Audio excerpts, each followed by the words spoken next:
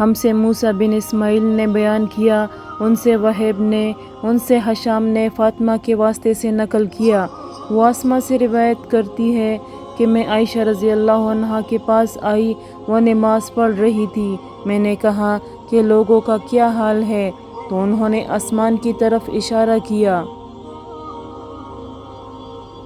یعنی سورج کو گرہن لگا ہے۔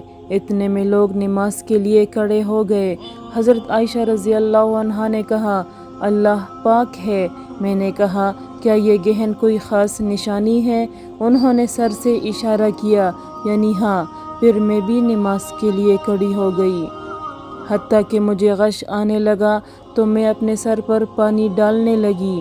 پھر نماز کے بعد رسول خدا صلی اللہ علیہ وسلم نے اللہ تعالیٰ کی تعریف کی اور اس کی صفت بیان فرمائی۔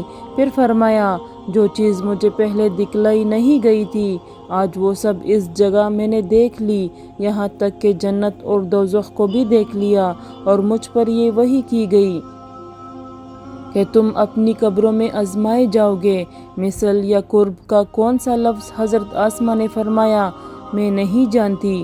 فاطمہ کہتی ہے، یعنی فتنہ دجال کی طرح آزمائے جاؤ گے۔ کہا جائے گا قبر کے اندر کہ تم اس آدمی کے بارے میں کیا جانتے ہو؟ تو جو صاحب ایمان یا صاحب یقین ہوگا۔ کون سا لفظ فرمایا حضرت اسماء نے؟ مجھے یاد نہیں۔ وہ کہے گا، وہ محمد اللہ کے رسول صلی اللہ علیہ وسلم ہیں، جو ہمارے پاس اللہ کی ہدایت اور دلیلیں لے کر آئے، تو ہم نے ان کو قبول کر لیا اور ان کی پیروی کی۔ وہ محمد صلی اللہ علیہ وسلم ہے۔ 3 بار اسی طرح کہے گا۔ پھر اس سے کہہ دیا جائے گا کہ آرام سے سو جا، بے شک ہم نے جان لیا کہ تو محمد صلی اللہ علیہ وسلم پر یقین رکھتا تھا۔ اور بہرحال منافق یا شکی آدمی، میں نہیں جانتی کہ ان میں سے کون سا لفظ حضرت اسماء نے کہا۔